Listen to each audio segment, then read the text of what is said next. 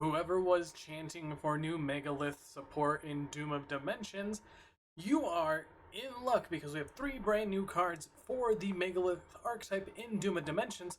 So let's take a look at them and let's see how crazy this deck can get.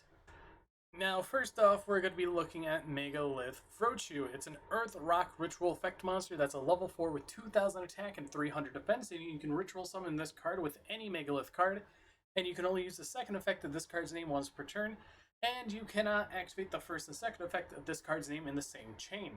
If this card is ritual summoned, you can add 1 Megalith card from your graveyard to your hand, and the second effect is during the main phase.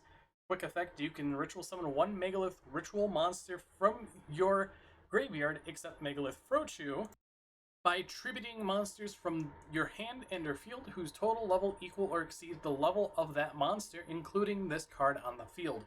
Overall, being able to recur from the graveyard for your Megalith ritual monsters is actually really nice.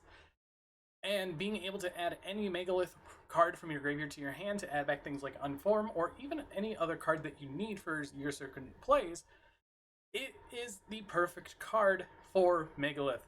This card is actually really good in the sense of what the deck does, and being able just to go into something like a Black Magician of Chaos Max is going to be much easier, especially with this new support wave. Next up, we have the big bad and the big boss monster of Megalith now. We have Megalith Notura Plura.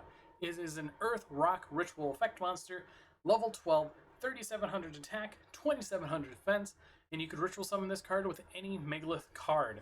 And it must be ritual summoned using only ritual monsters, and you can only use the first and second effect of this card's name each once per turn. You could reveal this card in your hand. Your opponent cannot activate cards or effects in response to the activation of your Megalith ritual monster effects for the rest of this turn. When your opponent activates a card or effect, quick effect, you can negate the activation, and if you do, destroy that card. Then, if that effect targeted a card on the field, you could tribute 1 monster your opponent controls. This card is absolutely insane. Being a miscellaneous source on your Megalith ritual monsters is really, really strong.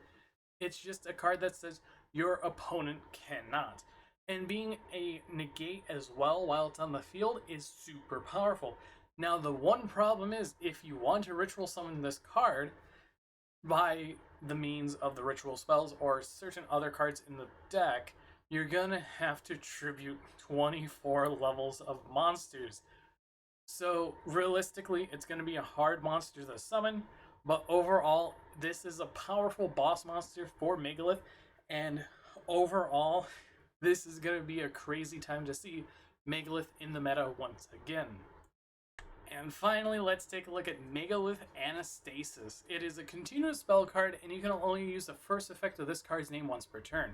You can discard 1 card, add 1 level 4 or lower and 1 level 8 or higher Megalith monsters from your deck to your hand. Once per turn, if you ritual summon a Megalith monsters, you can activate 1 of these effects, but you can only use each of these effects of this card's name once per turn. Draw 2 cards, then discard 1 card, or tribute 1 monster your opponent controls. This is an insane continuous spell for Megalith, being able to add a low level and a high level. On top of when you ritual summon, you get to draw 2 or discard 1, or if you're going second, you could just tribute a monster your opponent controls. These cards are absolutely amazing for Megalith. Whoever was wishing for these cards, you got 3 brand new custom cards for the deck, and honestly, it is insane to see this support. Now,